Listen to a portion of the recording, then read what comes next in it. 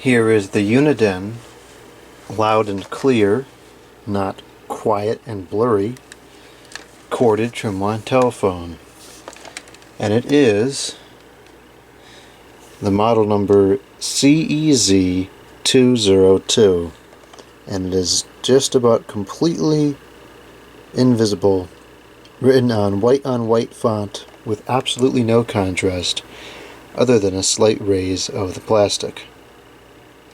It is unfortunately made in China, and it looks like it has a REN of 1.8, which is kind of odd because even the old bell ring phones typically only had a REN of 1. On the bottom we have two icons describing what cords go where, which if they were a little bit more visible would be quite clever, although they're not totally invisible, but I mean, I can't see that well, so I can't see them that well. So likely somebody else who's buying an amplified phone because they can't see that well is not going to be able to see these very well. So why they didn't put that in contrast is beyond me. Outrageous, in fact. Regardless, it would have at one point had 4 feet, and these are very soft, rubbery feet. Probably would prevent it from sliding around on the table too much. It's not too heavy though. There's the ringer control. I don't think the ring has a volume. The handset has a volume control which appears to be infinite range. If that's anything like the volume control on the 2554 and so forth phones, that's bad news. And it has a boost button. Looks like the plastic is still over that, so if that was removed that may look like new. Inside the phone we have pretty good size numbers. Those are pretty high contrast and easily read. I'm not sure why they couldn't write the stuff on the base like that. We have the reset button, which I question their selection of verbiage there because reset is not a terminology that was ever used with phones. If anything, it should say flash or hang up, and those would be terms that the average user would understand and be more familiar with.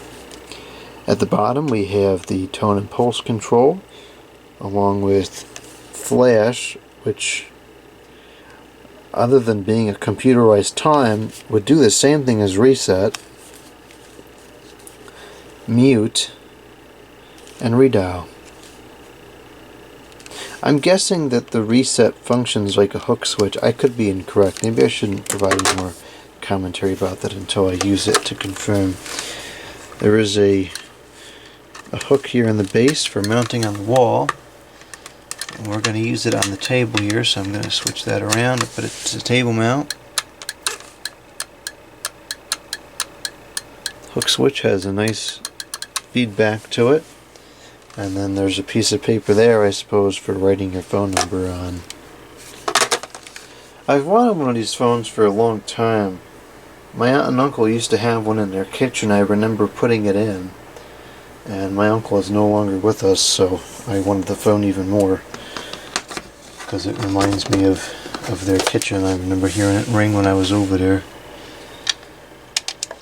They used to have a very long cord on it. 25 feet or so, because for whatever reason my aunt refused to have a cordless phone, and so she had the long cord on there and would take it all over the living room, and that cord would always get ridiculously knotted up, and so I would always untangle it for them when I was over there.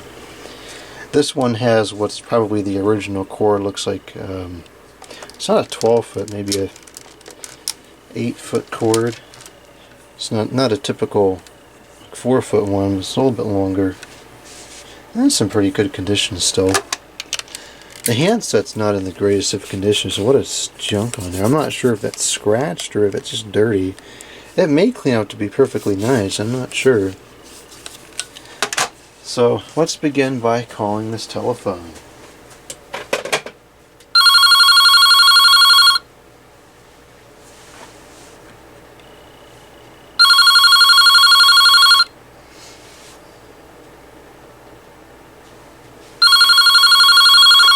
Does have the visual ringer up at the top.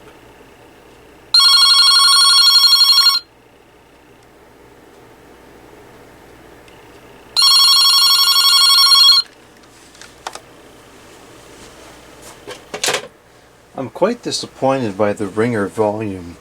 There were a lot of even like AT&T 210s that had a much louder ring volume. Of course, this is going back 20, 30 years ago.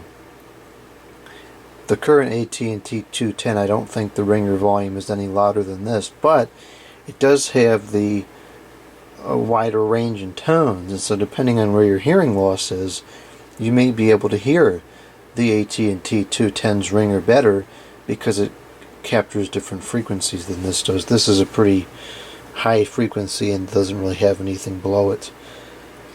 And the ringer, the visual ringer, I suppose if the room is really dark, maybe it would be noticeable, but it's not that noticeable in a broad daylight situation like this. So let's go over to the mains and let's see how good the volume is on a call.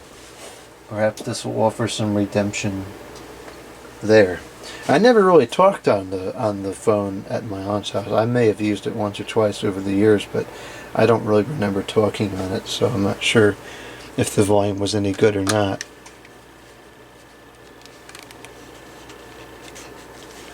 Well, that doesn't seem to make any kind of a difference at all.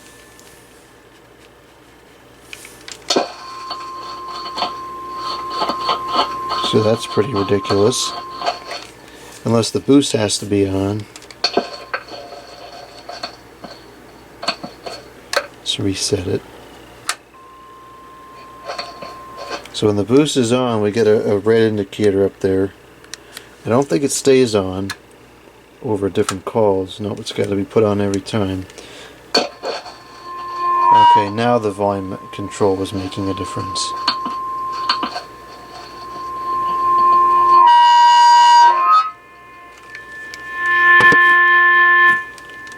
Oh yeah, that's loud.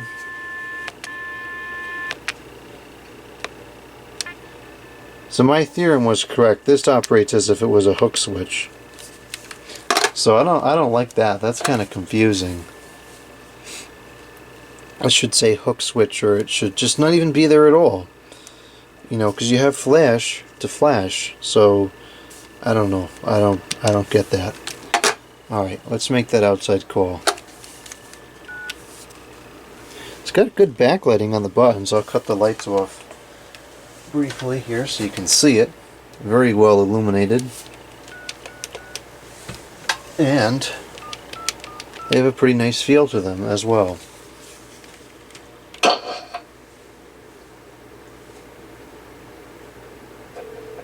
Good evening.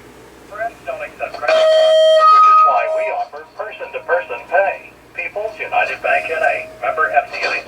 Today is Monday, May 24th. People's United Bank, time 8:00. Current temperature at 59 degrees. Partly sunny today, highs upper 60s. Partly cloudy tonight, lows low 50s. Very Partly loud. sunny Tuesday, highs low 70s. And it is clear too. I didn't hear any distortion, even up at the full volume, and it was quite loud. So if you did have a hearing loss, you wouldn't hear it ringing, but you'd be able to hear it just fine on the calls. Okay, now I will go back to the internal line. I'll cut this amplifier off, and I will record into the testing engine machine some testing messages. Or I guess just one of them would be adequate. 1. New message and 10. Old messages. Message 1. This is a test of the Uniden Loud and Clear corded Trimline telephone. While I am a long-running, long-time fan of Uniden products, I can't say that I'm particularly impressed with this telephone. It's perfectly good, but for the loud and clear branding being present, it doesn't seem like it's all that much louder than an AT&T 210 Trimline, because the ring volume is nothing impressive at all. There's a lot of AT&T 210 Trimline phones from the 90s that ring much, much louder than this does. And the handset volume, while it's certainly loud, The AT&T 210 goes quite loud as well. So I'm not sure that this one is really all that much louder than an AT&T 210. But nonetheless, I am glad I have this phone in my collection because it is one that I've wanted for quite some time. Over and out. End of messages. Okay, so that sounded just fine. Pickup was decent, and I noticed that there wasn't a whole lot of wind noise in there, which will please certain individuals. So that's going to be it for the Uniden Loud and Clear corded Trimline telephone. As I said in the message, I'm not totally impressed by this phone. It's fine, and it's loud and it's clear, but it's not like off the charts loud like some of the other loud and clear models by Uniden were. And the ring volume is certainly very disappointing. But regardless, it is a model I've been looking for, and I'm glad I finally found one, and I hope it cleans up to be a really nice instance.